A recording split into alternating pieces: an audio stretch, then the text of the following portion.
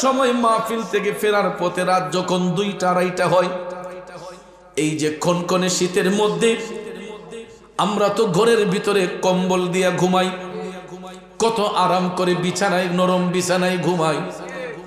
রাত্রে 2:30 3টার সময় রাস্তা দিয়া যখন যাই, তখন দেখি কিছু কিছু জেলে ভাই কাদের মধ্যে জাল নিয়া,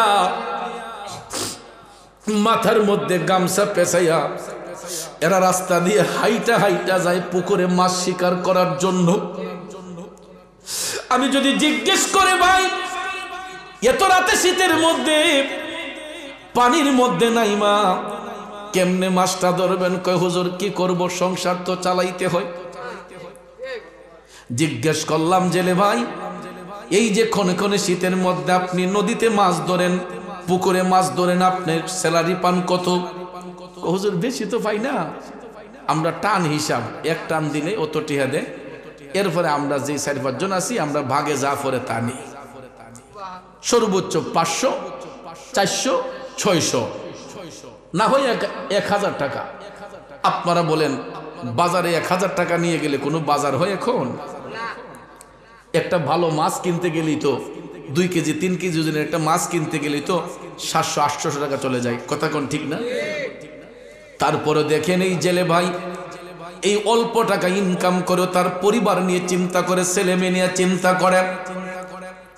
যুবক বন্ধুরা, শুধু জেলে ভাই কেন, আমাদের সমাজের কৃষক ভাইয়েরা এই পুষু মাসে মাঘে মাসে শীতের মধ্যে দেখবেন খনখনে শীতের মধ্যে সন্তানদের কম্বল দিয়ে বিছানায় ঘুম পাড়ায়, বাবাটা ফজরের নামাজ পড়িরা চোখের মধ্যে যাই জমিনে কাজ করতে চলে যায়, ঠিক কিনা কম?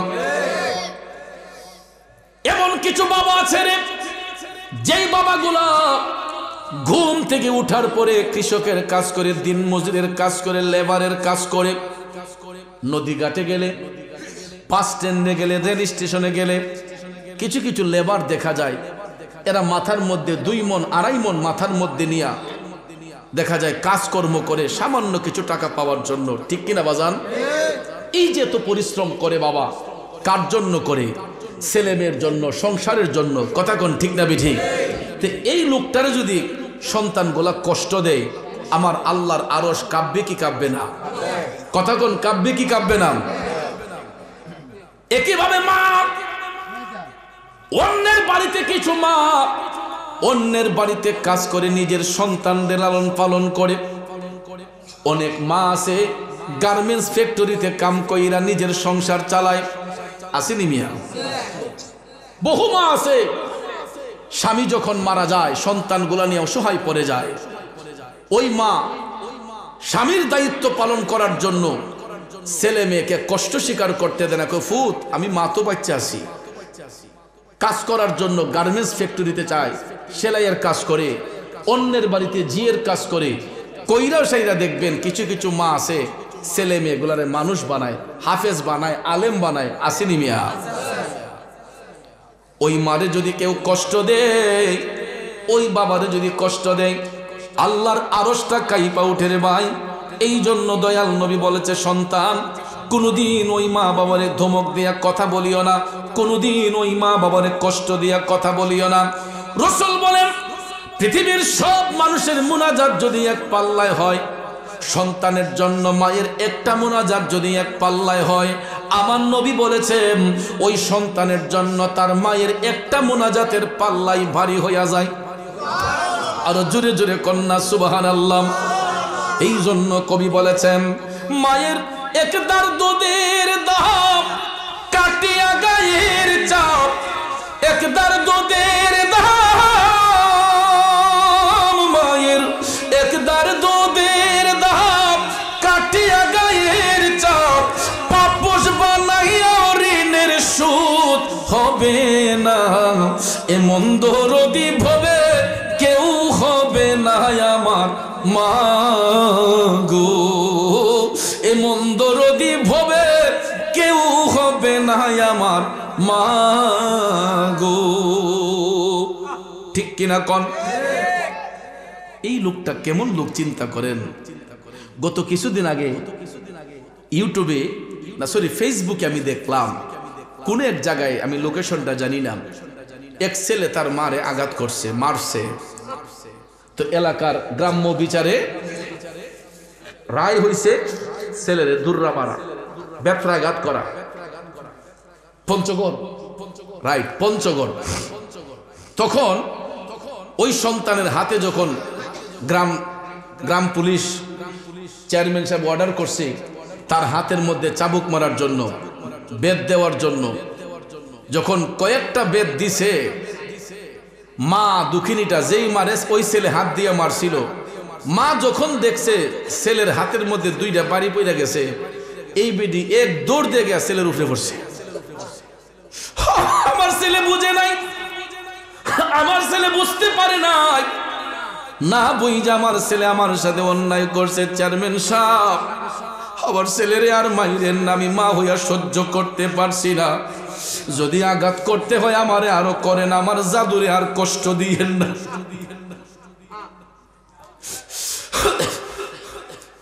মায়ের মতো আপন জন, মায়ের মতো আপন জন ত্রিভুবনে নাই, মায়ের কদমের নিচে জান্নাত দিলেন খোদাই।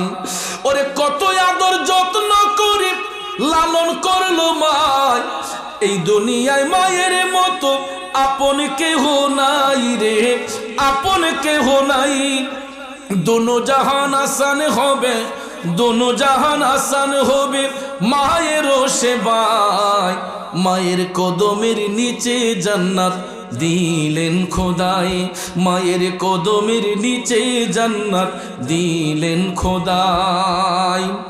ওরে মা ডাকটি কত মধুর জানে যে সবাই, মায়ের একটু আদরেতে কি যে শান্তি পাই রে, কি যে শান্তি পাই। ওরে কবুল হজের সওয়াব হয়, কবুল হজের সওয়াব হয় দেখলে মায়ের চেহারায়, মায়ের কদমের নিচে জান্নাত দিলেন খোদাই। মানুষ রূপে সৃষ্টি করলো দয়াল খোদাই, কত কষ্ট করলো মায়ে তার সীমানা নাই রে, তার সীমানা নাই। গায়ের চামড়া দিয়ে দেব মায়ের, চামড়া দিয়ে দেব মায়ের পাপোশ বানাই, মায়ের কদমের নিচে জান্নাত দিলেন খোদাই, মায়ের কদমের নিচে জান্নাত দিলেন খোদাই। ওরে কি জননী ছিলেন দেখো মা ফাতেমা, মা বলে ডেকে দিলেন দয়াল খোদাই রে, দয়াল খোদাই। জান্নাতি সরদার যিনি, জান্নাতি সরদার যিনি, তার তুলনা নাই, মায়ের কদমের নিচে জান্নাত দিলেন খোদাই, মায়ের কদমের নিচে জান্নাত দিলেন খোদাই। ঠিক কিনা বলুন যুবক ভাই, পাগলামি কইলেন না। মা বাবা ঘরে আছে, তাদের তাজিম করেন, সেবা করেন। এ পোলাপান, মা বাপ সন্তানের কাছে বেশি কিছু চাই না রে ভাই। বাজার থেকে আসার সময় 50 টাকার পান সুপারি আইনা ঘরে আইসা মুখটা বইরে একটা ডাক দিয়ে, আম্মা কই গো, আম্মা কিতারে ফুল, আম্মা তোমালে পান সুপারি আনছি। এটার অ্যাডভাইসটা দেখেন কেমন হয়। বাড়ির যত মাছাছি আছে দেখবেন ওই মা তখন আমার ফুতের মতো এমন ফুতুই নেই। ফাঁসের ঘরের পিঠে কিতা গোছ আছি, আগো ফান শেষ হওয়ার আগে ফুলা পান আইনা বইরা। এ ফুলা পান, বাবা একটা কাশি দিছে, বাবার শরীরটা অসুস্থ হয়েছে। বাজার থেকে আসার সময় 50 টাকা দিয়া 2টা নাফা বড়ি, 2টা গ্যাস্ট্রিকের বড়ি আইনা মুখটা বইরা একটা ডাক দিও, আব্বা কইও, আব্বা কিতারে, আব্বা আপনি দিক কাশতাছেন, নেন আব্বা ওষুধটা খান। দেখেন পরের দিন অ্যাডভাইসটা শাস্টলো বই ওইবার না কইব আমার ফুতের মতো এমন ফুতুই নাই। কেরো কাহা পাও, একটা কাশি দিছিলাম ফুতের সামনে, ফুলা ওষুধের দুহান দিলাইছেন না, আনছে মুঠে 50 টাকার ওষুধ। বাপে অ্যাডভাইস করতেছে যে আমার ফুতের মতো এমন ফুতুই নাই। মার জন্য 50 টাকার 500 বারে আনছেন, আম্মা কইতাছে আমার ফুতের মতো এমন ফুতুই নাই। ঠিক না বেঠিক? এই যুবক ভাই, ইডিও দিয়েন না, ইডিও দিয়েন না, না দিয়া ঘরে আইসা শুধু একটু মুখ বইরা আম্মা কইয়া ডাক দিয়েন। আব্বারে মজা করে একটা ডাক দিয়েন, আব্বা আমি কি করতাম আপনি কোন। দেখেন কিচ্ছু না দিলেও সন্তান যখন মা বাবার বাধ্য হইয়া আদবের সহিত বাবা মার সাথে কথা বলে, দেখবেন ওই মা বাপ না পাইয়া ও সন্তানের জন্য মন ভইরা দোয়া করে। কথা বলেন ঠিক না ঠিক? কিন্তু আমাদের দেশের কিছু কিছু পোলাপান আমরা দেখতে পাই, এরা মা বাবার ইনকামের দিকে, বাবার ইনকামিং সোর্সের দিকে নজর করে না। আমার হুন্ডা দিলাও, আমার সাইকেল দিলাও, আমার এই দিয়া দেও, সেই দিয়া দেও। আরে ভাই আসবে কোত্থেকে এটা তো তোমার দেখতে হবে। তোমার বাবার ইনকামিং সোর্সটা কতটুকু এটা তোমাকে দেখতে হবে। বাবার কাজে তুমি সহযোগিতা করো, বাবার পরিশ্রমের সঙ্গে তুমি পরিশ্রমটাকে এড করো। এটাই তো মা বাবা চায়, যে বাবার দুঃখটা যাতে সন্তান উপযুক্ত সন্তান বুঝা নেই। তাইলে ভাইয়ার আমার দেখবেন এই পরিবারের মধ্যে কোনোদিন অশান্তি আসবে না, ঠিক কিনা বলেন? তো আমি আপনাদেরকে বিনয় করে বলবো, আমি তো 27 বছর হয়েছে বাবা হারাইছি। আমার মা অসুস্থ, মা এখনো বেঁচে আছেন, কিন্তু আমার আম্মারে লইয়া গর্ব করি কেন জানেন? আমার আম্মা ইচ্ছে করলে 27 বছর আগে স্বামী হারা হয়েছেন, ইচ্ছে করলে আমার মা আমরারে দোকানও দিয়া দিতে পারতো, একটা কাজে লাগাই দিতে পারতো, আমরারে যেই কোনো একটা ছেলেরে বিদেশ পাঠাইতে পারতো, যে আমার কাজ করে খাওয়াও, তোমার বাপ নাই, ঠিক না বেটি? কিন্তু আমার আদর্শিত মা, আমি আমার মাকে নিয়ে গর্ববোধ করি যে আমার মা, আমরা 6টা ভাই বোনকে মাস্টার ডিগ্রি কমপ্লিট করাইছি। 6টা ভাই বোনকে মাস্টার ডিগ্রি কমপ্লিট করাইয়া আজকে এক একটা সন্তানকে এক একটা জায়গার মধ্যে সেটিং করে দিয়েছেন। এর পিছনে সবচেয়ে বড় অবদান হলো আমার মায়ের। এখনো আমি রাত 1টা 2টা 2:30 হয়, মাহফিল থেকে ফিরতে 1টা 2টা 2:30 হয়। প্রায় সময় দেখি আমার মোবাইলের মধ্যে রিংটোনের শব্দ শোনা যায়। এত রাতে আমারে কে রিংটোন দিল, কে আমার মোবাইলে রিংটোন বাজাইলো। চাইয়া দেখি আমার পৃথিবীর শ্রেষ্ঠ বন্ধু আমার মা, অসুস্থ মানুষ, ডায়াবেটিসের রোগী, প্রেসারের রোগী, মোবাইলটা রিসিভ করে, আম্মা এখনো ঘুমাইছেন না? কফুত তোমরা বাইরে থাকলে কি চোখ বন্ধ করতারি? যতক্ষণ পর্যন্ত নিরাপদ জায়গায় না যাও এতক্ষণ পর্যন্ত কেন যেন মনটা ফুট ছটফট করে। এরপরে জিগাইব, ফুট যে জায়গা যাইবা জায়গাটা ঠিক আছে নি, মানুষগুলা ভালো নি, মাহফিলের পরে ফুট কমিটির কই একটু জায়গা আগাই দিত, কারণ রাত তো নিশি রাত, মাহফিল করে আসার পথে যদি রাস্তার সমস্যা হয় মাহফিল কমিটির কই ফুট যে আমার মা কইছে আমার একটু আগাই দিতে। চিন্তা করেন, এই কথাটা তো আমার ঘরের স্ত্রী আজ পর্যন্ত বলে নাই যে কমিটির বই লাগাই দেওয়ার জন্য, এবং আমাকে প্রতিদিন জিজ্ঞেস করে না আজকে কোন জায়গায় আছেন, রাস্তা নিরাপদ কিনা, ভালো কিনা। এটা আসলে বদনাম নয়, যেটা সত্য কথা এটা বলতেছি। কিন্তু আমার মা ঠিকই প্রতিদিন আমাকে এই কথা বলে, ফুট জায়গাটা বালানি, মানুষগুলা কেমন। শুধু আমার মা নয়, প্রত্যেকটা সন্তানের মা, ওই বাচ্চা যখন মার চোখের আড়ালে যায় প্রত্যেকটা মা দেখবেন পাগলিনীর মতো হয়ে যায়। বাবাজিরা আমার, বন্ধুরা আমার, আল্লাহ পাওয়া এত সহজ নয় রে বাজান। আমার দয়াল নবী তো উম্মতকে এই শিক্ষা দেন নাই, দয়াল নবী তো উম্মতকে এই শিক্ষা দেন নাই। আজকে দেখা যায় আমরা সুন্নতের পরিপন্থী চলাফেরা করে আমাদের ঈমান আকীদাকে নষ্ট করে আমরা অন্ধকারের পথে চলতেছি। কথা বলেন ঠিক কিনা? আর সাহাবায়ে কেরাম আমার নবীর গোলামি কইরা তারা আলোর পথ খুঁজে পেয়েছেন। ইসলাম ধর্ম গ্রহণ করার আগে আবু বকর সিদ্দিক মক্কা শরীফের অনেক বড় ব্যবসায়ী ছিলেন, ঠিক কিনা কোন? হযরতে ওমর ইসলাম ধর্ম গ্রহণ করার আগে মক্কা শরীফের অনেক বড় ব্যবসায়ী ছিলেন, সাহসী ব্যক্তি ছিলেন। বন্ধুরা আমার, বাবাজিরা, কিন্তু তারা যখন সত্যের সুশীতল ছায়ায় আসলেন, ইসলামের পতাকা তলে যখন আসলেন, তাদের সব কিছু নবীর কদমে কোরবান করে দিয়েছেন। কথা বলেন ঠিক না বেঠে? হাজিরিন, মিশকাত শরীফের বর্ণনায় এসেছে, ওই কথাটা আবার নুজহাতুল মাজালিস কিতাবের মধ্যে নকল করা হয়েছে। হাজিরিন, হযরতে আবু বকর সিদ্দিক রাদিয়াল্লাহু তাআলা আনহু ইসলামের সুশীতল ছায়ায় যখন প্রবেশ করেন নাই, তিনি প্রায় সময় ব্যবসায়িক সফরে সিরিয়ার মধ্যে যাইতেন। বন্ধু, আবু বকর সিদ্দিক মক্কা ছেড়ে যখন সিরিয়ার উদ্দেশ্যে রওনা হইলেন, রাস্তার মধ্যে কোনো গাছপালা নাই, মরু অঞ্চল দিয়া তিনি হাঁটতেন। গরমের তীব্র তাপে শরীর দিয়া ঘাম ঝরতেছে। অনেকটা দূর হাঁটার পরে আবু বকর সিদ্দিকের শরীরে একটু ক্লান্তি আসলো।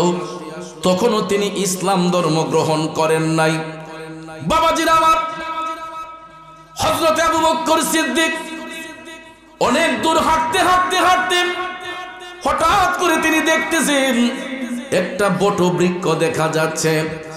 ভাবলেন যে এই বটবৃক্ষের নিচে বসলে একটু ছায়া পাওয়া যাবে, কারণ গাছ আমাদেরকে ছায়া দেয়। কথা বলেন ঠিক কিনা? আমরা দেখবেন কৃষক ভাইরা যখন জমিনে কাজ করতে যায়, অনেক সময় গরমের তীব্র তাপে গলাটা যখন শুকিয়ে যায়, আমরাও দেখবেন কোনো না কোনো একটা গাছের নিচে এসে আশ্রয় নেই। কথা বলেন ঠিক কিনা?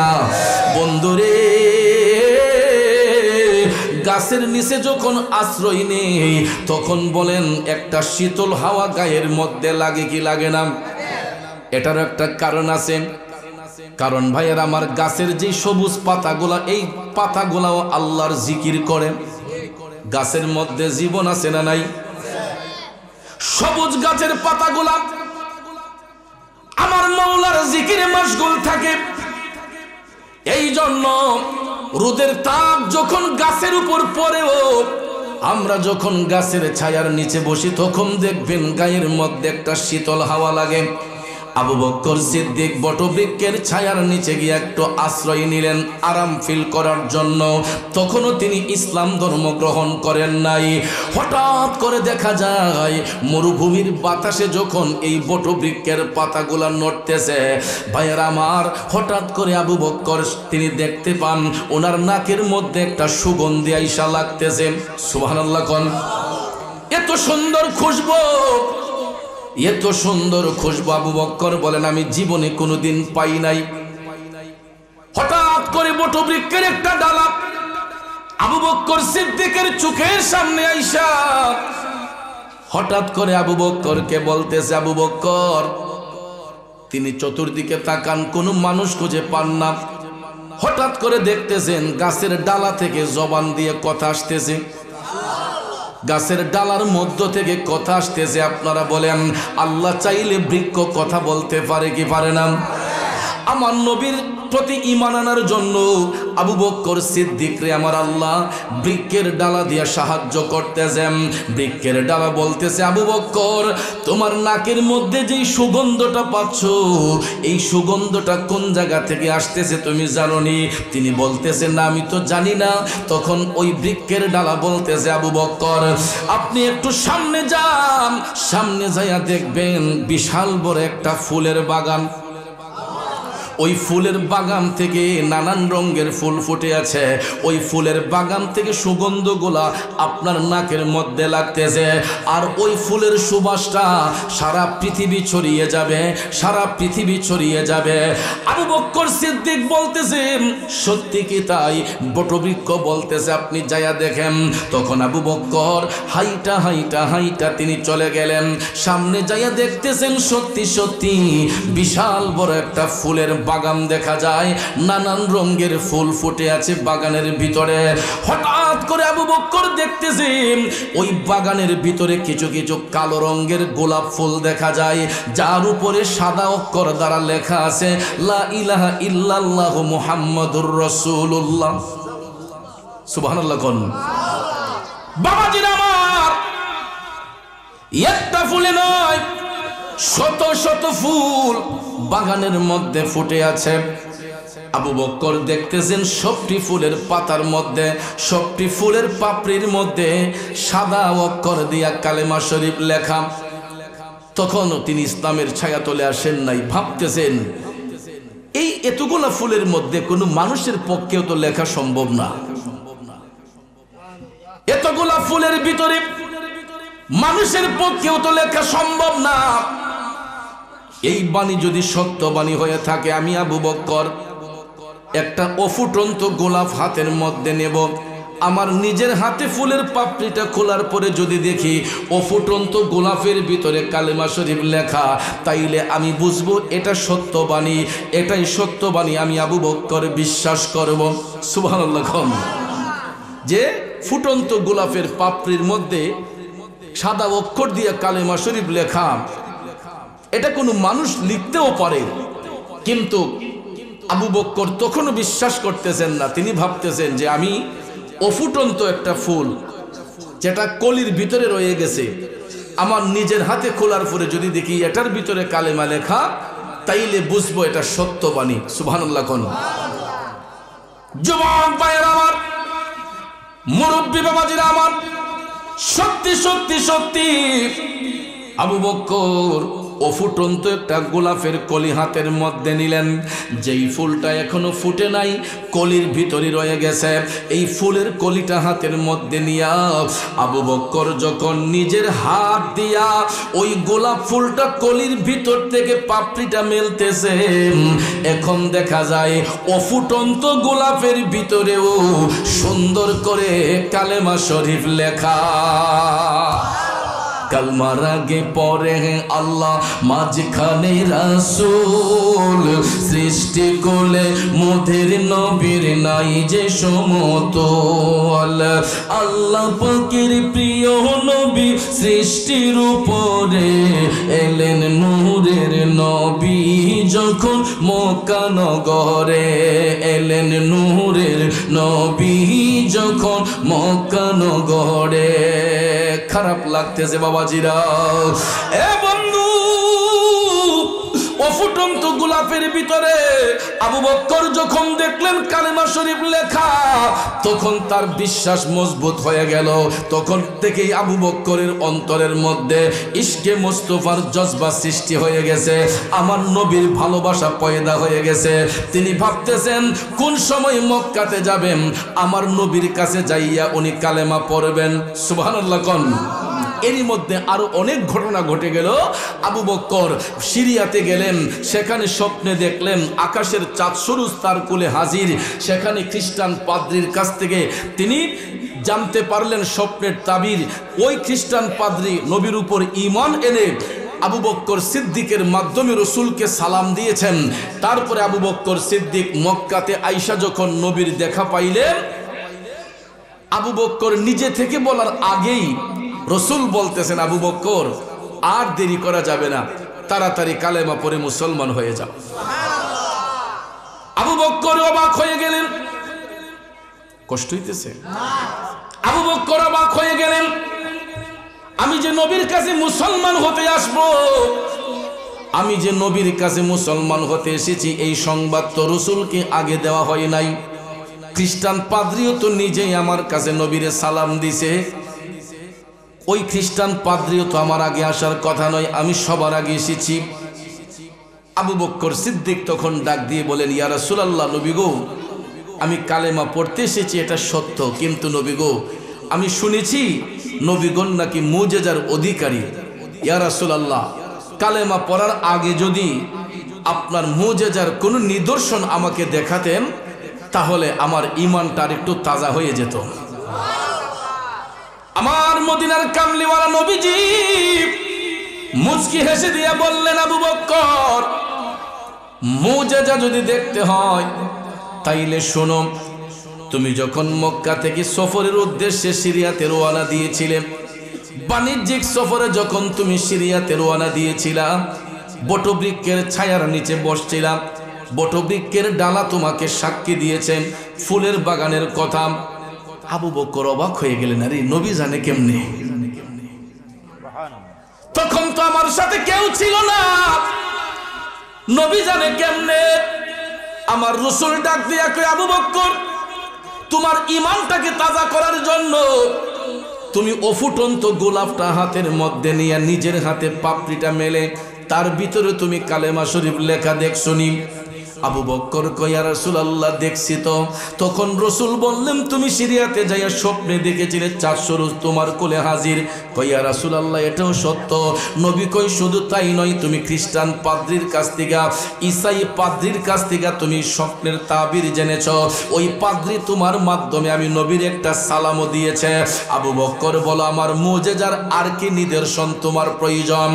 আবু বক্কর সিদ্দিক ডাক দিয়া কই, নবী গো, আমার আর কোনো নিদর্শন দেখতে হবে না, আপনি যে সত্যিকারের আল্লাহর নবী এতে আর কোনো সন্দেহ নাই। আরেক একটু জোরে কন্যা ইয়া রাসূলুল্লাহ। বন্ধুরা আমার, বাবাজিরা, আবু বকর সিদ্দিক কয় ইয়া রাসূলুল্লাহ, নবী গো, আপনি যে সত্যিকারের আল্লাহর বন্ধু এতে আর কোনো সন্দেহ নাই। ইয়া রাসূলুল্লাহ, আর দেরি করবেন না, তাড়াতাড়ি করে আমাকে কালেমা পড়াইয়া মুসলমান বানাইয়া দেন। আমার মদিনার কামলিওয়ালা নবীজি আবু বকর সিদ্দিককে কালেমা শরীফ পাঠ করাইলেন। আবু বকর সিদ্দিক যখন মুসলমান হয়ে গেলেন, কালেমা পড়ে যখন ইসলামের সুশীতল ছায়ায় প্রবেশ করলেন, আবু বকর সিদ্দিক কয় নবী গো, ইয়া রাসূলুল্লাহ, আমার বলতে তো আমার আর কিছু নাই, আমার মান ইজ্জত সম্মান সব কিছু আপনার কদমে কোরবান। যাহার দনে হইলাম ধনী, যাহার মনে হইলাম মানি, যাহার গুণে হইলাম গুণী, প্রাণে বিশ্বাস রয় আমার, মুর্শিদ আমার রং মহলে আগ ধোয়ারে পারাদার, তাই তো আমি শুইয়া থাকি সংবাদ লই না দুনিয়ার। আল্লাহু আকবার। এ বড় চালের বাবাজিরা, আবু বকর সিদ্দিক কয় নবী গো, রং মহলে যেহেতু আপনারে বসাইলাম, আমার বলতে আমার আর কিছু নাই। ওনার যত ব্যবসায়িক সামর্থ্য ছিল, সম্পদ ছিল, অর্থ ছিল, সব কিছু আবু বকর বাইতুল মালের মধ্যে জমা করে দিয়া, আবু বকর নিজের পরনের কাপড়গুলা সঙ্গে নিয়া আমার নবীর গোলামির মধ্যে মাশগুল হয়ে গেলেন। জোরে কি আল্লাহু আকবার বলা যাবে না? এত ধনাঢ্য একজন ব্যক্তি, এত সম্পদের অধিকারী, এত সম্পদশালী একজন ব্যক্তি, ইসলামের সুশীতল ছায়ায় আসার কারণে উনি সব কিছু বাইতুল মালে জমা করে দিয়া আমার নবীজির গোলামির মধ্যে মাশগুল হয়ে গেলেন। আপনারা বলেন, যারা নবীর গোলামিতে মাশগুল হয়, আমার আল্লাহ তাদেরকে পছন্দ করে কি করে না? জোরে কোন করে কি করে না? এমন ভাবে আবু বকর সিদ্দিক নবীজির গোলামি করলেন। এই গোলামি করার কারণে তিনি সিদ্দিকে আকবর উপাধি পাইলেন। সত্যবাদীদের মধ্যে অন্যতম সিদ্দিকে আকবর, এই উপাধি তিনি লাভ করেছেন একমাত্র নবীর গোলামি কইরা। ঠিক না বিঠিক? বাবাজিরা আমার, বন্ধুরা আমার, তাইলে আমরা যদি আমাদের জীবনটাকে নবীর কদমে কুরবান করে দেই, আল্লাহ পাক আমাদেরকে কবুল করতে পারে কি পারে না? তাইলে আসুন আমরা আল্লাহর কাছে বলি, পলকে জীবন দিয়ে দেব যদি নবী তুমি চাও, কলিজা টুকরা করে দেব যদি নবী তুমি চাও। ও গোয়ারি জি আমার এই অধমের একবার দেখা দাও, হাবিবি ইয়া রাসূলুল্লাহ, হাবিবি ইয়া হাবিবাল্লাহ, হাবিবি ইয়া রাসূলুল্লাহ, হাবিবি ইয়া হাবিব। নবীর শান বলতে কি কষ্ট হয়?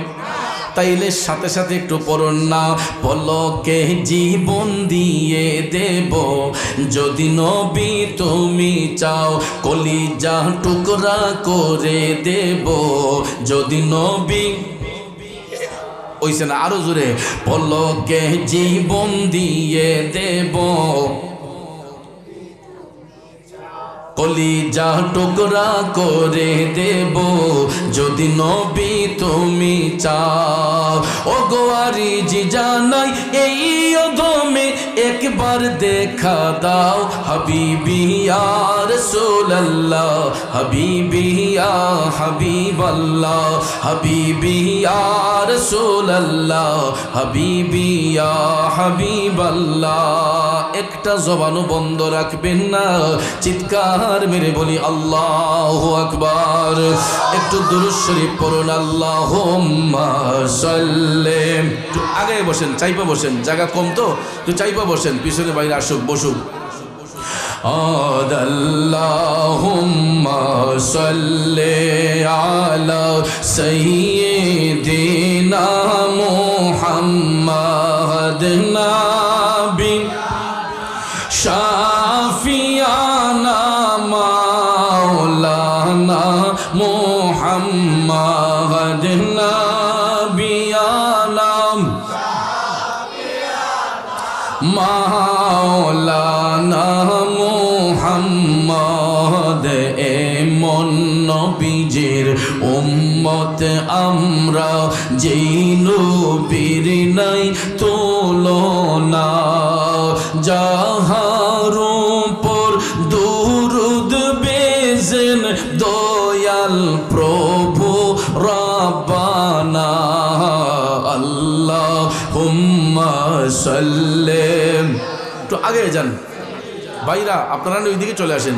মুহাম্মদ নবী শাফিয়ানা মাওলানা।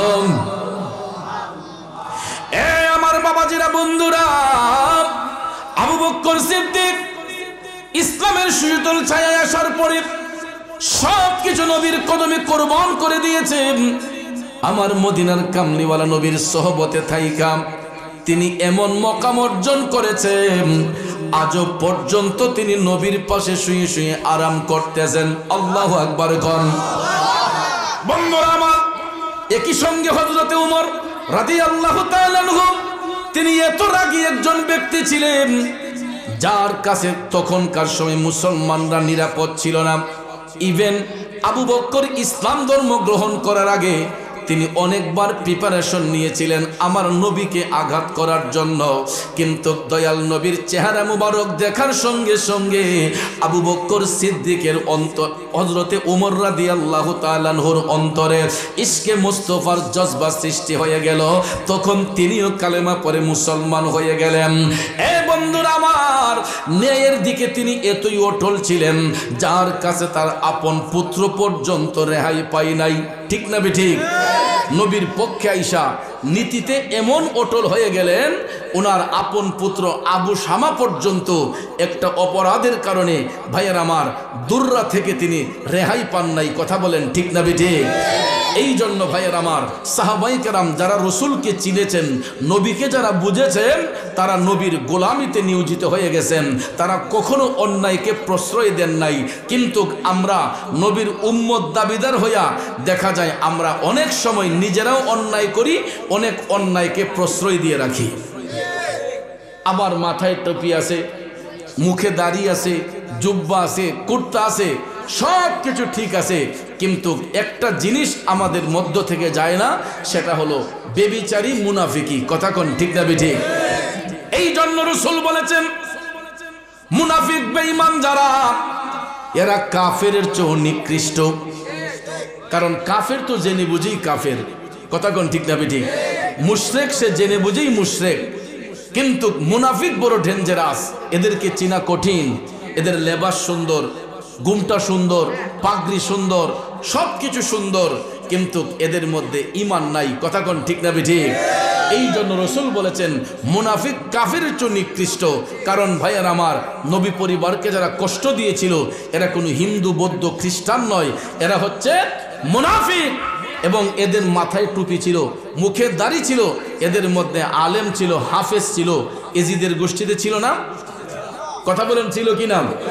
ভাইয়ার আমার, বন্ধুর আমার, ইমাম হুসাইন রাদিয়াল্লাহু তাআলা আনহু সহ আহলে বায়াতের পরিবারদেরকে যারা কষ্ট দিয়েছে, আপনারা বলেন এরা কি হিন্দু না খ্রিস্টান না মুসলমান? এদের পরিচয় মুসলমান। মুসলমান হয়েও যারা নবীর আওলাদকে কষ্ট দিয়েছে, নবীর আওলাদকে এরা রেহাই দেয় নাই, কতল করেছে, তাহলে এরা কি মুমিন না মুনাফিক? এই মুনাফিকের চরিত্র কাফেরের চোখ খারাপ। তাইলে বলুন, আমরা ইমানদার হতে চাই কি চাই না? জোরে কোন চাই কি চাই না? ইমাম হুসাইন সত্যের পক্ষে জীবন দিয়া তিনি কি হেরেছেন না জিতেছেন? হেরেছেন না জিতেছেন? এমন জিতছেন, আল্লাহ রাব্বুল আলামিন বলেন, ওয়ালা তাকুলু লিমান ইউকতালু ফি সাবিলিল্লাহি আমওয়াত। যারা আমি আল্লাহর পথে শহীদ হয়ে যায়, কুরবান হয়ে যায়, যাদের জীবন আমি আল্লাহর পথে বিলিয়ে দেই, আল্লাহ কয়, হে জগৎবাসীরা, তোমরা তাদেরকে মৃত বলিও, বাল আহইয়াউ ওয়ালাকিন লা তাশউরুন। এরা জীবিত, তোমরা তাদের সম্পর্কে জানো না। এই জন্য আপনারা বলেন, শহীদরা মরে না জিন্দা? শহীদরা মরে না জিন্দা? আমার মনে হয় ওয়ারেন্টের আসামি বহুত আছে, যে সত্যের পক্ষে কথা কইলই এরার মনে পুলিশে ধরে নিব। আর নাইলে মনে হইলে এজিদের গোষ্ঠীকারা কেউ আছেন না কেন? তাইলে আপনারা আওয়াজ দিতে এত কৃপণতা করেন, আমার কাছে মনে হয় নতুন ঠান্ডায় জমছে তো, ঠান্ডায় মনে একবারে আজাই লেছে সবাই। মাঝে মাঝে সুবহানাল্লাহ কইবেন, ঠিক না বে ঠিক এটা কইবেন, কইলে কি লস হইব? একবার সুবহানাল্লাহ যদি বলেন, এটার মর্তবা কি জানেন? হাদিস শরীফে রাসূল বলেছেন, যদি ইখলাসের নিয়তে, সহি নিয়তে কেউ যদি একবার তার জবান দিয়া সুবহানাল্লাহ শব্দটা বলে আসমানের পানে তাকায়, তাহলে ওই ব্যক্তির দৃষ্টিটা যতটুক দূরে যায়, এমন পরিমাণ গুনাহ যদি তার আমলে থাকে, রাসূল বলেন একবার সুবহানাল্লাহ শব্দটা যদি ইখলাসের নিয়তে, খালেস নিয়তে যদি বলে, শাফি মাওলানা। আমার বাবাজিরা, বন্ধুরা, নবীর গোলামি করতে করতে আবু বকর সিদ্দিক রাদিয়াল্লাহু তাআলা আনহু যখন রাষ্ট্রনায়ক হলেন, গোলামির কত দাম দেখেন। নবীজির বিশাল মুবারকের সাথে সাথে রাষ্ট্রনায়ক হযরতে আবু বকর সিদ্দিক, তারাও রাষ্ট্র পরিচালনা করেছেন। আমরা এখন রাষ্ট্র পরিচালনা অনেকেই করি। রাষ্ট্রনায়কের দায়িত্ব হচ্ছে গরিব দুঃখী মেহনতি মানুষের সেবা করা, ঠিক না বেঠিক? একজন রাষ্ট্রনায়কের দায়িত্ব কি? এলাকার ভালো মন্দ যাচাই বাছাই করে চলা, গরিব দুঃখী মেহনতি মানুষদেরকে রাষ্ট্রীয় তহবিল থেকে সহযোগিতা করা, একটা অসহায় মানুষকে সহযোগিতা করা, এটা হচ্ছে রাষ্ট্রনায়কদের দায়িত্ব। যারা রাষ্ট্র পরিচালনা করে, সমাজ পরিচালনা করে, তাদের দায়িত্ব। কথা কোন ঠিক কিনা? আর আমরা এমন দায়িত্ব পালন করি, রাষ্ট্রের টাকা নিজেরা খাই শেষ করতে পারি না, নাকি মিথ্যা বললাম? রাষ্ট্রনায়ক আবু বকর সিদ্দিক, এর মধ্যে সাহাবায়ে কেরাম রাষ্ট্রনায়ককে কেমন সহযোগিতা করতেন ভাইয়েরা? মিশকাত শরীফের বর্ণনায় আসছে, আবু বকর সিদ্দিক যখন মদিনার রাষ্ট্রনায়ক নিযুক্ত হলেন, নবীজির গোলামির মাধ্যমে তিনি যখন মদিনার রাষ্ট্রনায়ক নিযুক্ত হলেন, ওই এলাকার গরিব দুঃখী মানুষের সেবা করার জন্য আবু বকর দিন রাত পরিশ্রম করতেন। হঠাৎ তিনি হাঁটতেছেন, হাঁটতে হাঁটতে যাইয়া দেখতেছেন একটা ঘরের দরজা একটু ফাঁকা, মিটমিট করে ওই ঘরের মধ্যে আলো জ্বলতেছে। আবু বকর সিদ্দিক রাদিয়াল্লাহু তাআলা আনহু ঘরের পাশে যাইয়া পিঠটা হেলাম দিয়ে দাঁড়াইলেন। হঠাৎ করে দেখা যায় ঘরের ভিতরে একজন বৃদ্ধা মা চিল্লাইয়া চিল্লাইয়া কান্নাকাটি করতেছে। ও বন্ধু, হঠাৎ করে আবু বকর সিদ্দিক রাদিয়াল্লাহু তাআলা আনহু দরজার মধ্যে নক করলেন। নক করার পরে ভিতর থেকে তিনি বললেন, কে? তখন আবু বকর সিদ্দিক সালাম বিনিময় করলেন, মা, আমি হযরতে আবু বকর, অনুমতি দিলে একটু ভিতরে ঢুকতে চাই। অনুমতি পাওয়া গেল, আবু বকর সিদ্দিক ভিতরে ঢুকলেন। যাইয়া দেখতেছেন এই ঘরের মধ্যে একজন ব্যক্তি, বৃদ্ধা মহিলা মা, ওনার ঘরের মধ্যে আর কোনো সদস্য নাই। আবু বকর সিদ্দিক রাষ্ট্রনায়ক, তিনি বলতেছেন, মাগো আপনার কি সমস্যা? আপনার কি কেউ নাই? ভদ্র মহিলা বলছেন, আল্লাহ ছাড়া আমার আর কোনো সাহায্যকারী নাই, আমার স্বামী নাই, সন্তান নাই, আমি একদম একা। এখন আমি চলতে পারি না, আমার শরীরের মধ্যে বার্ধক্য চলে আসছে, আমি অচল হয়ে গেছি, আমি চলাফেরা করা বড় কষ্ট হয়ে যায়, কোনো কাজের মানুষ আমি পাই না। আবু বকর সিদ্দিক রাদিয়াল্লাহু তাআলা আনহু এই কথা শোনার সঙ্গে সঙ্গে ওনার দরদ হয়ে গেল, মায়া হয়ে গেল। সিদ্দিক আকবর বলতেছেন, মাগো, আজকের পর থেকে আপনাকে আর কোনো কাজ করতে হবে না, যে কোনো ভাবেই আপনার ঘরের সব কাজ সমাধা হয়ে যাবে। এই প্রতিশ্রুতি দেওয়ার পরে সত্যি সত্যি ভাইয়ের আমার, পরের দিন থেকে আবু বকর সিদ্দিক রুটিন মাফিক, তিনি রাষ্ট্রনায়ক, মদিনার সরকার, তিনি রুটিন মাফিক একটা সময়ে গিয়ে আবু বকর ওই ভদ্র মহিলার ঘরের যত কাজ আছে সব কাজ আবু বকর কইরা রান্নার কাজ পর্যন্ত শেষ করে ভদ্র মহিলাকে দিয়ে তিনি চলে আসেন। এমন সময় ভাইয়ার আমার প্রতিদিন যখন আবু বকর সিদ্দিক যাচ্ছেন ভদ্র মহিলার ঘরের কাজকর্ম করে দিয়ে আসেন, হঠাৎ একদিন হযরতে উমর রাদিয়াল্লাহু তাআলা আনহু দেখতেছেন আবু বকর সিদ্দিক প্রতিদিন এই একটা ঘরেই প্রবেশ করেন। হযরত উমর ভাবলেন যে আজকে দেখব আবু বকর সিদ্দিক প্রতিদিন এই ঘরে কেন যান।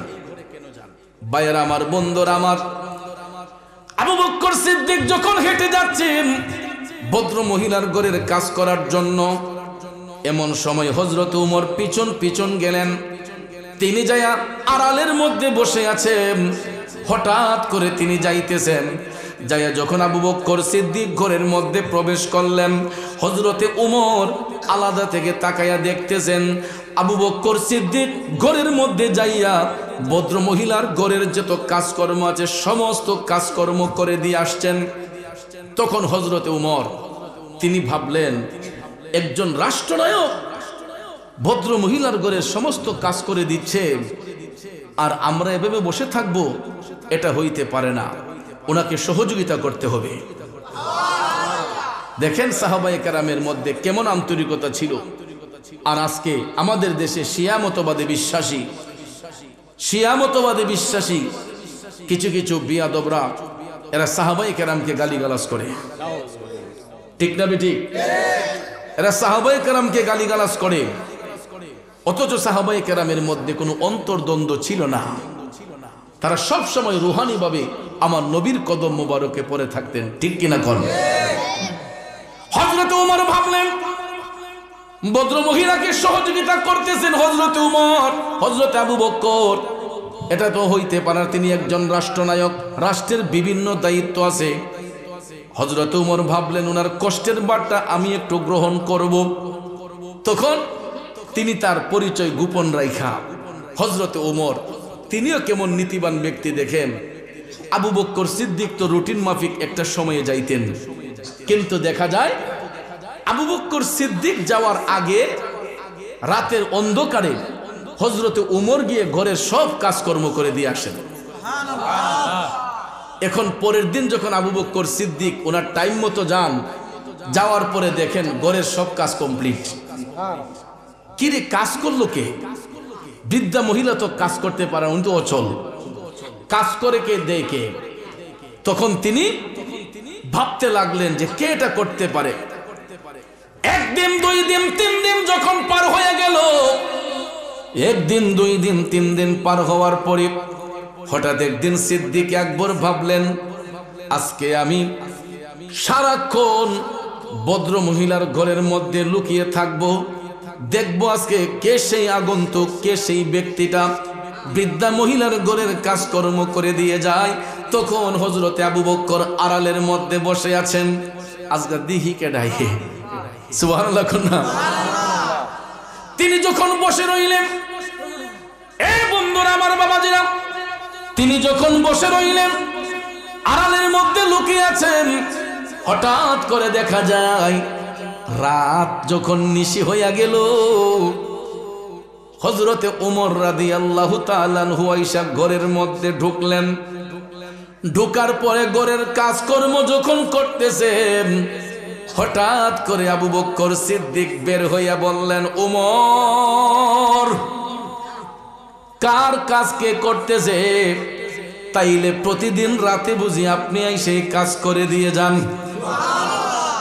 হযরত ওমর ডাক দিয়া বললেন, হুজুর, ও সিদ্দিক আকবর, আপনি তো মদিনার রাষ্ট্রনায়ক। একজন রাষ্ট্রনায়ক রাষ্ট্র পরিচালনা করতে যায় তার বিভিন্ন কাজকর্ম থাকতেই পারে, কিন্তু আমি যদি আরো আগে জানতাম, আরো আগে আইসা ওই ভদ্র মহিলার ঘরের কাজকর্ম করে দিতাম। আপনি এমন মহান নীতিবান একজন ব্যক্তি, প্রতিদিন রাষ্ট্রনায়ক হয়ে আপনি ভদ্র মহিলার ঘরের কাজকর্ম করে দেন। সুবহানাল্লাহ। এই জন্য আপনার কষ্টের বোঝাটা একটু হালকা করার জন্য, আপনার কষ্টের ভারটা একটু নেওয়ার জন্য আমি ভাবলাম যদি আপনাকে প্রকাশ্যে বলে আপনি আমাকে এই অনুমতি দিবেন না, এই জন্য ভেবেছিলাম নীরবে নিস্তব্ধে আইসা আমি কাজটা কমপ্লিট করে দিয়া যাই। এটাই হলো রাষ্ট্রনায়কের দায়িত্ব। এবং ওই রাষ্ট্রের অধীনে যারা জনগণ, তাদের নীতি আদর্শটা এমন থাকা দরকার। কথা কোন ঠিক কিনা? কিন্তু ভাইয়ের আমার, আমাদের নীতি আদর্শ এত নিচু মানে চলে গেছে, আমরা স্বার্থের পিছে ঘুরে মনে করি যে 1 কোটি 2 কোটি টাকা খরচ করে একটা নির্বাচন করে একটা দায়িত্ব পাবো, পরের দিন দায়িত্বটা পাওয়ার পরেই সরকারি তহবিলের যেটা আসবে আমরা আগে নিজের ফায়দা হাসিল কইরা জনগণ যেমনে চেমনে যাক। কথা কোন ঠিক না ঠিক? আমার কথায় কি রাগ করতেছেন? কষ্ট পাইতেছেন? আসলে দোষ তাদের নয়, দোষ আমাদের। আমরা কটা টাকা খাওয়ার জন্য নির্বাচনের আগে বসে থাকি যে অমুক নেতা যদি আমার এত টাকা দেয় ভোটটা দিব। তো আগে যে আমরার জবান তালা দেলায় টাকা দিয়া পরে তো রাস্তা বাঙ্গা হোক চোরা হোক আর কিছু বলন যায় না, নাকি কোন যাব? রাস্তা যদি বাঙ্গাও থাকে কিছু কইতে পারতেন না, কইলে এই তোরা টেহা দিছি না। কথা কোন ঠিক না ঠিক? তো এই জন্য ভাইয়ার আমার, যতক্ষণ আমাদের স্বার্থ ত্যাগ না করব, নিঃস্বার্থে যতক্ষণ না চলব, ততক্ষণ পর্যন্ত সমাজ এবং রাষ্ট্র উন্নতি হবে না। আর না হলে আজকাল দেখা যায় অনেক মানুষ মার্ডার পর্যন্ত করে হজম করে ফেলতেছে। একটা তরতাজা মানুষকে খুন করে দেখা যায় জামিন নিয়ে বের হইয়া যাচ্ছে, কারণ অর্থের কাছে মানুষ এতই জিম্মি হয়ে গেছে, কয় চিন্তা করিস না, 5টা মার্ডার করলে সমস্যা কি, আমি আছি না। ওরে সৃষ্টিকর্তার ইশারাতে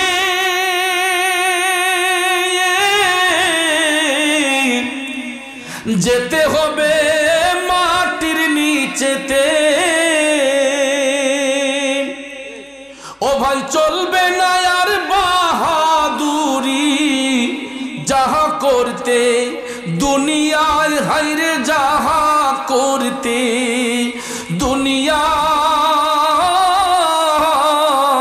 ওরে দম ফুরাইলে রঙের জলসা যাইব শেষ হইয়া। ঠিক কিনা বলেন? এ নবীর প্রেমিকেরা, দুনিয়াটা কিন্তু আমার আপনার জন্য চিরস্থায়ী নয়। কবর কিন্তু আমাকে আপনাকে হাত চালিয়ে দিয়ে ডাকতেছে। যত বড় ক্ষমতাধর ব্যক্তি এই পৃথিবীর মধ্যে চলাফেরা করেছিলেন, রাজত্ব দেখিয়েছিলেন, আপনারা বলুন আজকে তাদের নাম নিশানা আসেনি? নাম নিশানা আসেনি? মুঘল আমল থেকে শুরু করে কত শাসন এই দেশের মধ্যে চলে গেছে। আপনারা বলেন এই রাজারা আছে, এখন প্রজারা আছে?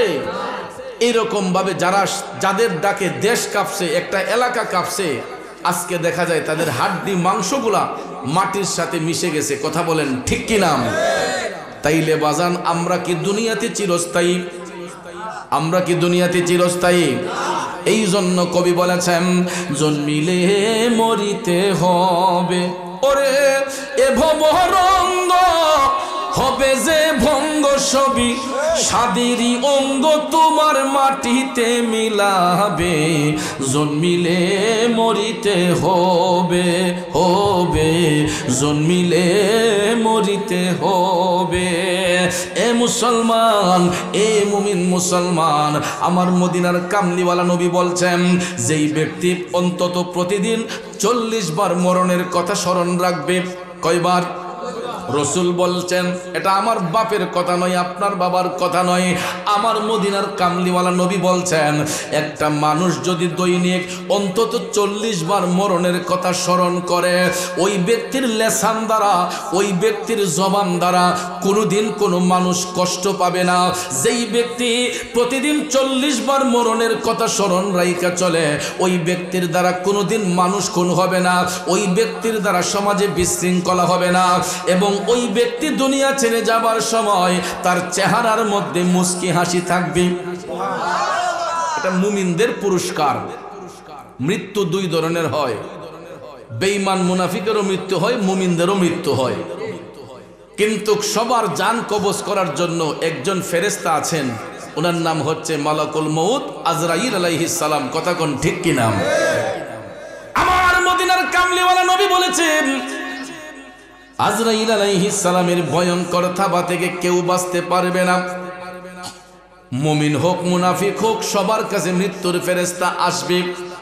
কিন্তু রাসূল বলেছেন মুনাফিক বেঈমান যারা, জাহান্নামী ব্যক্তি যারা, এরা যখন আজরাইল আলাইহিস সালামের পায়ের শব্দ শুনবে, পায়ের শব্দ শোনার সাথে সাথেই তাদের চোখ উল্টে যাবে। তাদের মধ্যে এমন একটা হতাশ শুরু হবে, তখন যদি পাশে স্বজনরা বসা থাকে, দেখবেন যখন সাকারাত শুরু হয়, সাকারাত কখন শুরু হয় জানেন?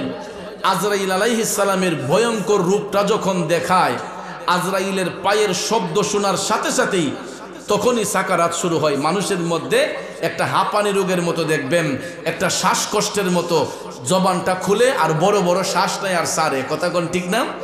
এমন সময় দেখবেন আমরা চতুর্পার্শ্বে বসে থাকি বেষ্টন দিয়া, আত্মীয় স্বজন যারা আছে সবাই চতুর্পার্শ্বে বৈশা চামিচ দিয়া মুখের মাঝে পানি ঢালি দেইনি। আব্বারে ওই সাকারাতকৃত ব্যক্তির মুখের মধ্যে কয় গ্লাস পানি ডালবেন, কয় জগ পানি দিবেন, কয়টা টিবলের পানি দিবেন, কয়টা পুকুরের পানি দিবেন? ওই মুহূর্তে যদি ওই ভদ্রলোকের মুখে 7 সমুদ্র 13 নদীর পানিও যদি ঢাইলা দেওয়া হয়, ওই ব্যক্তির তৃষ্ণা নিবারণ হবে না। চামিচটা হাতে নিয়ে পানি দেই, আব্বা চিনচেন নি আমি আপনার ভূত অমুক। ছোট ভাই খবর হইছা আমি অমুক, চিনচনি আমারে? ছোট মিয়া ডাক দিয়ে কয় বড় ভাই সাহেব আমি অমুক, চিনচেন নি আমারে? তখন ভাইয়ার আমার ওই মুহূর্তে আমরা যতই ডাকাডাকি করি, দৃষ্টি থাকা সত্ত্বেও ওই ব্যক্তি তখন কাউকে চিনে না। যার সাকারাত শুরু হয় ওই মুহূর্তে যদি আমরা চতুর্পাশে বসে 1000টা ডাকও দেই, আমারে চিনচেননি, চিনার টাইম নাই। কারণ ওই ব্যক্তি তখন তার নফসের তাড়নায় মৃত্যুর ফেরেশতার দিকে যখন তাকায়, তার মধ্যে একটা আতঙ্ক শুরু হয়ে যায়। তারপরে আজরাইল আলাইহিস সালাম পায়ের বৃদ্ধাঙ্গুল থেকে টিপতে টিপতে টিপতে দমটা যখন শ্বাসনালীর মধ্যে নিয়ে আসে রে আব্বা, তখন দেখবেন জবান দিয়া ঘের ঘের কইরা একটা শব্দ বের হয়। দম যাওয়ার আগে আপনারা যারা সাকারাতকৃত ব্যক্তির পাশে থাকেন দেখবেন গলা দিয়ে একটা গের গের শব্দ বের হয়। এটা কখন বের হয় জানেন? যখন আজরাইল আলাইহিস সালাম ভয়ঙ্কর থাবাটা মারে গো, অনেক মানুষ চোখটা বন্ধ করার সময় তখন পায় না, কারণ ওই সাকারাতকৃত ব্যক্তিটা তখন মৃত্যুর ফেরেশতার দিকে তাকাইয়া থাকে। বন্ধু দেখবেন মৃত্যুর ফেরেশতাকে দেখার সাথে সাথে ওই জাহান্নামী ব্যক্তির চেহারাটা বিদ্রুপের মতো হয়ে যায়। তার মধ্যে তখন এমন একটা আতঙ্ক শুরু হয়, অনেকে চোখটা বন্ধ করার টাইম পায় না, চোখটা বন্ধ করার সময় পায় না। এবং এই ভয়ঙ্কর থাবার কারণে দেখবেন আজরাইলের ভয়ঙ্কর থাবায় মৃত্যুটা যখন হয়, অনেক মানুষের পায়খানার রাস্তা দিয়ে পায়খানা বের হইয়া যায়, পেশাবের রাস্তা দিয়ে পেশাব বের হইয়া যায়। যারা মৃত ব্যক্তির লাশ ধৌত করে জিজ্ঞেস করে দেখবেন, কিছু কিছু মানুষ ইন্তেকালের পরে লাশ যখন ধৌত করানো হয়, তখন অনেক মানুষের ময়লা রাস্তা দিয়া, পায়খানার রাস্তা দিয়া ময়লা পাওয়া যায়। অনেক মানুষের লুঙ্গির মধ্যে পেশাবের দুর্গন্ধ পাওয়া যায়। এটা কেন জানেন? মৃত্যুর ফেরেশতা মালাকুল মউত যখন ভয়ঙ্কর থাবা দেয়, তখন এই চিপে মানুষ ভয়ে আতঙ্কে অনেকের পেশাব পায়খানা বের হইয়া যায়, তখন চেহারাটা বিদ্রুপের মতো হইয়া যায়।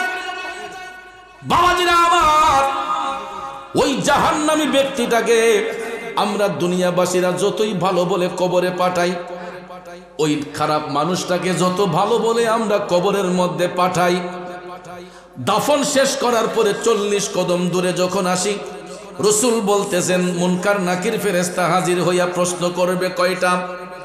এটা আমরা সবাই জানি কয়টা? 3টা প্রশ্নের একটা প্রশ্নের উত্তর জাহান্নামীরা দিতে পারবে না। বাজানো, এই 3টা প্রশ্নের মধ্যে একটা প্রশ্ন হবে ওয়ামান হাজার রজুল, তোমার রসুলকে, আমার নবীকে, শরীর মুবারকে, জিন্দা নবী হায়াতুন নবীকে প্রত্যেকের আপন আপন কবরের মধ্যে পাঠানো হইব। ওই দুর্ভাগারা দুনিয়াতে যেমন নবীরে চিনছে না, কবরের মধ্যে যাওয়ার পরেও আমার নবীরে সশরীরে দেখার পরও নবী চিনবে না। না চিনার শাস্তি হলো এরা কবরের প্রথম ঘাটে আটকা পড়ে থাকবে। তখন ভাইয়ের আমার আরেক দল ফেরেশতা আমার আল্লাহ পাঠিয়ে দেয় এদেরকে আযাব প্রদানের জন্য। তখন তাদের দুই পাশের কবরের দুই পাশের মাটি আস্তে আস্তে চাপতে শুরু হয়। কি শুরু হয়? দুই পাশের মাটি চাপতে শুরু হয়। বুঝাইয়া কোন লাগবে? আমরা দেশে দেখবেন কিছু মোল্লার আছে আইয়া কবরে সাপে কামড়াইব, কবরের আযাব কেমনে সইব রে। ইডে শুনল তো না এরগুলা মুসলাম রে কোন এ বন্ধু, মুমিনদের কবরে সাপ আসবে না, ইমানদারের কবরে সাপ আসবে না, ইমানদারদেরকে কবরের মধ্যে গর্জে মারবে না, ইমানদারদের কবর অন্ধকার হবে না। অন্ধকার হবে কাদের? যারা বেঈমান, মুনাফিক, জাহান্নামী, বেবিচারী, যারা মানুষের সঙ্গে প্রতারণা করছে, মানুষের হক নষ্ট করছে। আসেনি মিয়া? মানুষের দিলে আঘাত দিছে। মানুষের দিলে আঘাত যারা দেয় এরা কোনোদিন আল্লাহর কাছে দামি হয় না। কারণ মন ভাঙ্গে না মসজিদ ভাঙ্গে, ভাঙ্গে আমার আল্লাহর ঘর, ভাঙ্গে আমার আল্লাহর ঘর। মন মন্দিরে আল্লাহর বাড়ি, ব্যথা দিস না তার ভিতর। ঠিক না বেঠি? আরে মন ভাঙ্গে না মসজিদ ভাঙ্গে, ভাঙ্গে আমার আল্লাহর ঘর, ভাঙ্গে আমার আল্লাহর ঘর। মন মন্দিরে আল্লাহর বাড়ি, ব্যথা দিস না তার ভিতর। বাজান নামাজ কাজা করেন, রোজা কাজা করেন, খালেস নিয়তে তওবা করলে আল্লাহ মাফ করে দেয়। কিন্তু বান্দা যখন বান্দার মনে কষ্ট দিই, ওই বান্দা যতক্ষণ ক্ষমা না দিবে আমার আল্লাহ তারে ক্ষমা দিবে। এই জন্য বাজান গভীর মনোযোগ। যেই কথাটা বলতে চেয়েছিলাম, আলোচনা কোথায় ছিল মনে আছে? বাবাজিরা আমার, বন্ধুরা আমার, দিলের মধ্যে আঘাত দিলে কখনো কবরের মধ্যে শান্তি পাওয়া যায় না। মানুষের দিলে আঘাত দিলে জাহান্নামী ব্যক্তিগুলাকে কবরে রাখার পরে রাসূল বলতেছেন এরা নবী দেখার পরও যখন চিনবে না, তখন দুই পাশের মাটি আস্তে আস্তে চাপতে শুরু করবে। দুই পাশের মাটি চাইপা ওই জাহান্নামী ব্যক্তিদের দেহের মধ্যে এমন চাপ দিব রে, আমার নবী বলছেন ওই ব্যক্তিদের ডান পাজরের হাড় গোলা বাম পাজরে যাবে, বাম পাজরের হাড় গোলা ডান পাজরে যাবে। মুরগের হাড্ডির মধ্যে কামড় দিলে যেই রকম মরমর করে ভেঙে যায়, জাহান্নামী ব্যক্তিগুলাকে কবরে রাখার পরে দুই পাশের মাটি যখন চাপ দিবে তখন তাদের হাড় গোলা মরমর করে ভাঙতে শুরু করে। জুরে জুরে কন্যা উজুবিল্লাহ। তাহলে আমরা কি জান্নাতি হব না জাহান্নামী হব? তাইলে এবার শুনেন আমার বাবাজিরা, আমার রাসূল বলেছেন মুমিন ব্যক্তিরা যখন মৃত্যুর বিছানায় শুয়ে যায়, মুমিন ব্যক্তিদের যখন সাকারাত শুরু হয়, মুমিন ব্যক্তিরা যখন মৃত্যুর বিছানায় শুয়ে যায়, মুমিন ব্যক্তিদের যখন সাকারাত শুরু হয়, মৃত্যুর ফেরেশতা মালাকুল মউত মুমিনদের জান কবজ করতে যখন আসে, তখন ওই মুমিন ব্যক্তিদের জবান দিয়া মুস্কি মুস্কি হাসি বের হয়। কারণ যারা ইমানদার, যারা মুমিন, এরা দুনিয়ার জিন্দেগি বেশি চায় না। এরা সব সময় আল্লাহর কাছে কয়, আল্লাহ যদি দুনিয়াতে আমাদেরকে রাখো ঈমানের সহিত রাখো, আর যদি দুনিয়ার হায়াত না থাকে আল্লাহ ঈমানের সহিত মরণ দান করো। কারণ ঈমানের পথে অবিচল থেকে আমার মরণ যেন হয়, ঈমানের পথে অবিচল থেকে আমার মরণ যেন হয়। বাজানো মুমিন ব্যক্তিরা মৃত্যুর বিছানায় শুইলে তাদের মুখ থেকে মুস্কি মুস্কি হাসি বের হয়। মৃত্যুর ফেরেশতা মালাকুল মউত আজরাইল তাদের জান কবজ করতে যখন আসবে, রাসূল বলেছেন আজরাইল আলাইহিস সালামের হাতটা স্পর্শ করতে যতটুকু সময় লাগে, হাতের স্পর্শে মুমিন ব্যক্তিদের জানটা কবজ হয়ে যায়। তাদের আর মৃত্যুর যন্ত্রণা হয় না। মুমিন ব্যক্তিরা এরা যখন দুনিয়া থেকে যায় তখন তাদের চেহারার মধ্যে মুস্কি মুস্কি হাসি থাকে।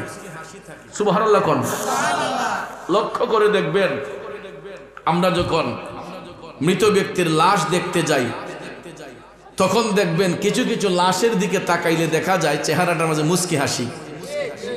আমরা তখন রাস্তাঘাটে হাইটা দোকানপাটে বৈশা কই, আহ ব্যক্তিটা যেমন ভালো মানুষ ছিল তার মরণ যেমন সুন্দর হয়েছে, ও একদম যেমন আইসা রয়েছে, বলি কি না? এটা যদি আমরা মুখে মুখে বলি, আসলে এটা আমার রসুলের কথা। নবীজি বলেছেন মুমিন ব্যক্তি যারা, ভালো মানুষ যারা, এরা যখন দুনিয়া থেকে মৃত্যুবরণ করে তখন তাদের মুখের মধ্যে মুস্কি মুস্কি হাসি থাকবে এবং তাদের চেহারাটা নূরান্বিত হয়ে যাবে। দেখবেন কোনো কালো মানুষও যদি ভালো মানুষ হয়ে মারা যায়, ওই কালা বেড়ার চেহারাও দেখবেন ইন্তেকালের পরে যেমন চেহারাটা নূরান্বিত হয়ে গেছে। ঠিক না বাজান? কেন জানেন? কারণ আখেরাতের প্রথম ঘাঁটিটাই হইল কবর। আখেরাতের প্রথম ঘাঁটি হলো কবর। এই কবরের ঘাট যেই ব্যক্তি সহজে পার হবে, ওই ব্যক্তি প্রত্যেকটা ঘাট পার হতে আর সময় লাগবে না। মিজান বলেন, ফুলসিরাত বলেন, প্রত্যেকটা ঘাট ওই ব্যক্তির জন্য পরিষ্কার। আর কবরের ঘাটে যেই ব্যক্তি পরে থাকবে, এই ঘাটে যেই ব্যক্তি আটকা পড়বে, সে আর কোনো ঘাট পার হতে পারবে। তো মুমিন ব্যক্তিরা মুস্কি হাসি দিয়ে যাওয়ার কারণ হলো কবরের মধ্যে নেওয়ার পরে তাদেরকে যখন প্রশ্ন করা হবে, কয়টা? এই তিনটা প্রশ্নের মধ্যে একটা প্রশ্ন হলো আমার নবীকে নিয়া, ওমান হাজার রুজুল, বলো তোমার রসুলকে চিনতে পারো কি? নবীজিকে সশরীরে কবরের মধ্যে হাজির করা হইব। মুমিন ব্যক্তিরা দুনিয়াতে যদি নবী নাও দেখে গো, কবরে যাইয়া যখন আমার দিনের নবীরে দেখবে, ওই মুমিন ব্যক্তিরা আনন্দে মাতোয়ারা হইয়া বলবে, হাজা মুহাম্মদুর রাসূলুল্লাহ সাল্লাল্লাহু আলাইহি ওয়াসাল্লাম। জুরে জুরে কন্যা সুবহানাল্লাহ। আরে নবী ছাড়া ওই কবরে নাই রে বান্ধব নাই, নবী ছাড়া ওই কবরে নাই রে বান্ধব নাই। হাসরেতে নবী ছাড়া নাই দরদি নাই, হাসরেতে নবী ছাড়া নাই দরদি নাই, নবী ছাড়া ওই কবরে নাই রে বান্ধব নাই, নবী ছাড়া ওই কবরে নাই রে বান্ধব নাই। কথা কোন ঠিক না বেঠি? বান্দার জন্য রহমত আমার নবী মুহাম্মদ, দুজাহানে আর কি আছে মোদেরই সম্পদ। ঠিক না বেঠি? বান্দার জন্য রহমত আমার নবী মুহাম্মদ, দুজাহানে আর কি আছে মোদেরই সম্পদ। কথা বলেন ঠিক কিনা? বন্ধুরা আমার, বাবাজিরা, পৃথিবীর মধ্য হতে নবীর গোলামি কইরা যদি কেউ কবরের মধ্যে যায় গো, কবরে যাইয়াই তো আমার নবী দেখবে। ঠিক না বেঠিক? কারণ ওই কবরে দুনিয়ার কোনো বন্ধু বান্ধব, কোনো স্বজন আমার আপনার আপন হবে না। কবরে যিনি আমার আপনার আপন হবেন তিনি হলেন শাহে মদিনা। ওই নবী যখন দেখা মুমিনরা যখন বলবে, হাজা মুহাম্মদুর রাসূলুল্লাহ সাল্লাল্লাহু আলাইহি ওয়াসাল্লাম, আমার নবীরে দেখার সাথে সাথে, নবীর পরিচয় দেওয়ার সঙ্গে সঙ্গে গো, আমার আল্লাহ আরেক দল ফেরেশতা কবরের মধ্যে নিয়োজিত করেন। আর রাসূল বলেছেন, তখন ওই ফেরেশতারা আইসা মুমিন ব্যক্তির কবরটাকে 70 গজ প্রসারিত করে দিয়া নূরের একটা মহল বানাইয়া দেয়। নূর শব্দের অর্থই আলো। নূর শব্দের অর্থ কি? আলো। তখন মুমিন ব্যক্তিদের কবরটা আলোর একটা মহল হয়, নূরের একটা মহল হয়ে যায়। আর কিয়ামত অবধি পর্যন্ত, হাসরের ময়দান কায়েম হওয়ার আগ পর্যন্ত ওই মুমিন ব্যক্তিরা আপন আপন কবরের মধ্যে তারা জিন্দা অবস্থায় মওলার রেওয়াজত বন্দেগিতে মশগুল থাকবে। তাইলে বলুন, আমরা ইমানদার হতে চাই কি চাই না? ইমানদারের পুরস্কার আল্লাহর দরবারে আছে না নাই? বাবাজিরা আমার, বন্ধুরা আমার, তাহলে আজকে অল্প দিনের জিন্দেগি পায়া আমরা দেখা যায় এদিক সেদিক চলাফেরা করি। আবার কিছু কিছু ছেলে আছে এই অল্প দিনের জিন্দেগি পায়া স্ত্রীর দুকার মধ্যে পইরা মা বাবারে কষ্ট দেয়। আসেনি মিয়া? মা রে জারি মারে, বাবা রে জারি মারে, এমন বিয়াদব সন্তান আছে না? মা বাবাকে দুঃখ দিলে নামাজ রোজা যাই বিফলে, মার কলিজায় আঘাত দিলে খোদা সহে না, আল্লাহ নবীজির দয়া তারা পাবে না। আমার নবীর গোলামি কইরা দেখেন, দয়াল নবী বলেছেন সন্তান যখন মা বাবার দিলের মধ্যে আঘাত দেয়, কষ্ট দেয়, কোন মা বাবার অন্তর থেকে সন্তানকে অভিশাপ করে না, বদ্দা করে না, কিন্তু মা বাবার দিলের মধ্যে যে কষ্টটা অনুভব হয়, সন্তান যখন কষ্ট দেয় মা বাবা অন্তর থেকে অভিশাপ দেয় না মিয়া, কিন্তু মা বাবার দিলের মধ্যে যে কষ্টটা অনুভব হয়, রসুল বলছেন এই কষ্টটা আল্লাহর আরশে চলে যায়, তখন মৌলার আরশটা থর থর কইরা কাঁপে। ভূমিকম্প হইলে দেখবেন সারা দেশ কাঁপা উঠে, ঠিক না বেঠিক? ঠিক তদ্রুপ ভাবে সন্তান যদি মা বাবার দিলের মধ্যে আঘাত দেয়, রসুল বলেন এই আঘাতটা আমার মৌলার আরশে চলে যায়, তখন আল্লাহর আরশটা থরথর করে কাঁপা উঠে। যদি কেউ মারে কষ্ট, এমন বয়সে আমি বাবারে হারাইলাম, আমার বাবার জানাজার নামাজটা আমি পড়াইতে পারি না, কিন্তু বর্তমানে আমার জন্য হাজার হাজার মানুষ অপেক্ষায় বসে থাকে, পিসা বুজুর না গেলে জানাজা হবে না। আমার কত মুরিদ সন্তান ওসিয়ত করেছে, বাজান যদি আমি আপনার আগে মারা যাই, 2 দিন যদি আমার লাশ রাখতে হয়, আপনি আইসা আমার জানাজা দিবেন। এমন বহু ওসিয়ত আমি রক্ষা করেছি। আমার কত মুরিদ সন্তানের লাশ জানাজার মাঠে আমার যাইতে, গাড়ি দিয়া যাইতে আধা ঘন্টা দেরি হয়ে গেছে, নির্দিষ্ট টাইম থেকে টাইমটা পর্যন্ত বাড়াইয়া দিছে পিসা বুজুর আইসা লোক। বর্তমানে আমি শত শত মানুষের জানাজার নামাজের ইমামতি করি, কিন্তু এমন বয়সে বাবা হারাইলাম যে এই বয়সে বাবার জানাজাটা পড়াইতে পারি না। এই জন্য যুবক পায়ে হাত ধরে বলবো রে, কোনদিন বাবারে কষ্ট দিও না, কারণ যেই লোকটা দিনকে দিন বলে নাই, রাতকে রাত বলে নাই, মাথার গাম পায়ে ফেলে অক্লান্ত পরিশ্রম করে 2টা টাকা ইনকাম করে নিজের জন্য রাখে না, ছেলে মেয়ের জন্য বিলাইয়া দেয়,